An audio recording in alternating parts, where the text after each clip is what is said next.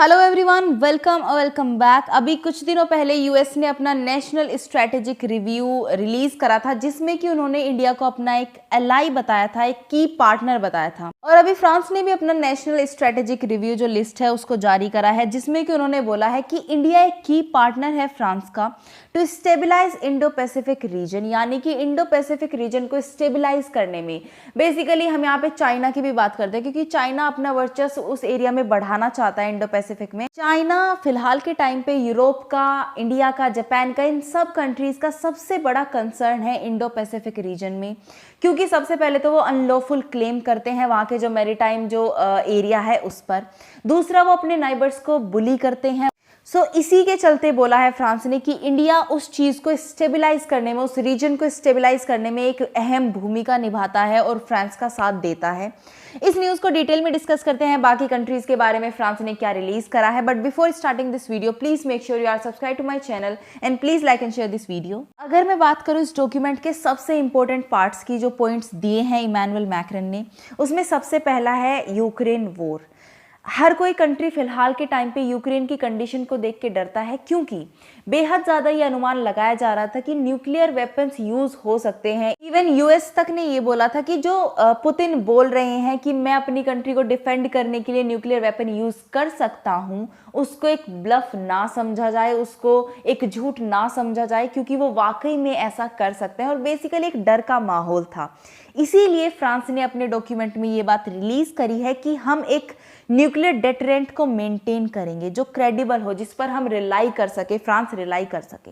तो इन्होंने बोला है कि एक लेजिटिमेट, इफेक्टिव और इंडिपेंडेंट न्यूक्लियर डेटरेंट को हम मेंटेन करेंगे, ताकि मेजर वॉर, अगर कोई ऐसा इश्यू आने लगे फ्यूचर में, तो उसको प्रिवेंट करा जा सके, रोका जा सके। लेकिन दूसरी तरफ वहीं पे हम ये मेंटेन करेंगे उस कैपेसिटी को कि हम एस्केलेट ना करें कोई भी चीज को, यानी कि अगर कोई भी कॉन्फ्लिक्ट आता है फ्यूचर में तो वो न्यूक्लियर वॉर की तरफ ना जाए, वो रिस्क एस्केलेट ना हो।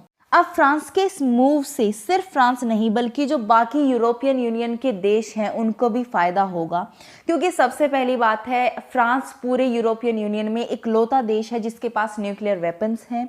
इसीलिए ये एक ऐसा डेटरेंट मेंटेन करे, ये सिर्फ फ्रांस के लिए नहीं बल्कि बाकी यूरोपीय जो देश हैं उनके लिए भी फायदेमंद होगा। वो भी इस चीज से बेसिकली सेफ फील करेंगे, सिक्योर्ड फील करेंगे। दूसरा, फ्रांस ने अपने नेशनल स्ट्रेटेजिक रिव्यू में ये बोला है कि इंडिया एक की पार्टनर है फ्रांस का, और उसके साथ हम अपने जो रिलेशंस है, हमारी जो पार्टनरशिप है, उसको बिल्ड करेंगे और ज़्यादा स्ट्रॉन्ग करेंगे आने वाले टाइम में। और इंडिया नहीं, बाकी देश जैसे कि जापान, ऑस्ट्रेलिया, इंडोनेशिया, सिंगापुर, इन सब के साथ पार्टनरशिप बिल्ड करने की बात करी गई है। और इंडो पैसिफिक रीजन को स्टेबलाइज करने में ये इन कंट्रीज़ का जो योगदान है, उस चीज़ को इस रिव्यू में मेंशन करा गया है। अब आप सभी को पता है, और मैं इस पर एक डेडिकेटेड वीडियो भी बना चुकी हूँ, कि कुछ दिनों पहले यूएस ने भी अपना एक ऐसा स्ट्रेटेजिक रिव्यू शेयर करा था, रिलीज करा था, जिसमें कि उन्होंने इंडिया को काफ़ी इंपॉर्टेंट पोजीशन यानी कि अलाई बुलाया था यूएस का, और चाइना को एक कॉम्पिटिटर और रशिया को एक थ्रेट उसमें मेंशन करा गया था।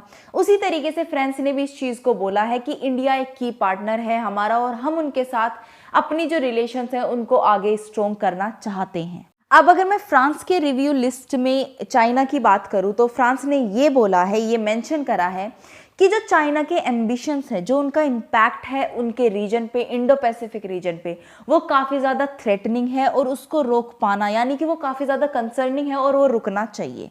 फ्रांस के हिसाब से चाइना के केस में जो मॉडर्नाइजेशन है चाइना की मिलिट्री अपैरेटस का, वो काफ़ी ज़्यादा कंसर्निंग है, क्योंकि उनका जितना ज़्यादा मॉडर्नाइजेशन हो रहा है, जितना ज़्यादा अपग्रेडेशन हो रहा है, उसकी वजह से वो असर्टिव अप्रोच अपना रहे हैं दूसरे जो देश हैं उनकी तरफ, जो चाइना के नेबर्स हैं उनकी तरफ, जो कि ताइवान के केस में देखा भी जा चुका है। दूसरी बात जो काफ़ी ज़्यादा अलार्मिंग सिचुएशन क्रिएट करती है, वो ये है कि हर फील्ड में देखो चाइना आगे बढ़ना चाहता है, और यूएस ने कई बार ये इल्ज़ाम भी लगाया चाइना पर कि ये हमारी जो टेक्नोलॉजी है उसको चुराते हैं और फिर अपने यहाँ बेसिकली उसको इम्प्लीमेंट करते हैं। जिस तरीके से वो आगे निकला है चाइना, यानी कि चोरी कर करके ही चाइना आगे निकला है, ये उनका कहना है।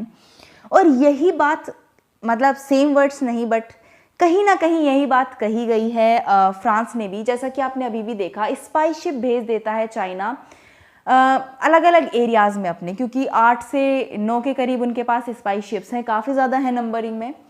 तो किसी भी कंट्री की जब उनको स्पाइंग करनी होती है वो अपने शिप्स डिप्लॉय कर देते हैं उसके आसपास एरिया में, जहां से कि वो इन्फॉर्मेशन गैदर कर लेते हैं। फिर बेसिकली वो इन्फॉर्मेशन यूज करी जाती है चाइना के द्वारा उन कंट्रीज को टैकल करने में, उस चीज को टैकल करने में जिसके लिए वो इन्फॉर्मेशन गैदर करी गई है, जो कि काफी ज्यादा कंसर्निंग है दूसरी कंट्रीज के लिए। जैसे कि अब भाई इंडिया के साथ भी हुआ था, हमारे यहाँ भी स्पाई शिप भेज दिया गया था, पहले श्रीलंका में भेजा गया।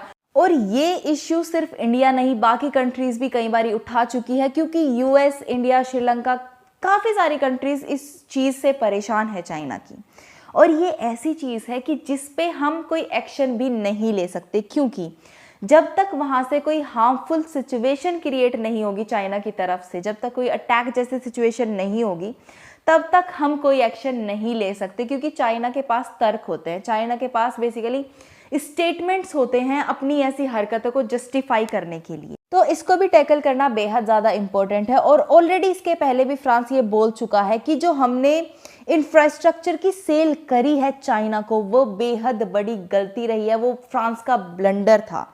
क्योंकि जो चाइना की हिस्सेदारी है यूरोपियन कंट्रीज़ के पोर्ट्स में, एयरपोर्ट्स में, बाकी इंफ्रास्ट्रक्चर्स में, वो काफ़ी ज़्यादा फ़ायदा पहुंचाती है चाइना को और काफ़ी ज़्यादा नुकसान पहुंचाती है यूरोपियन देशों को और बाकी देशों को भी बेसिकली। तो इसीलिए अभी इनका जो ऑफिशियल डॉक्यूमेंट इन्होंने रिलीज़ करा है उसमें भी ये बात मेंशन करी गई है।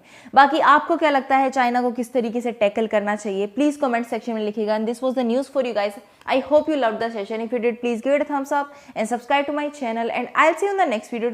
Till then, stay happy, healthy, and bye.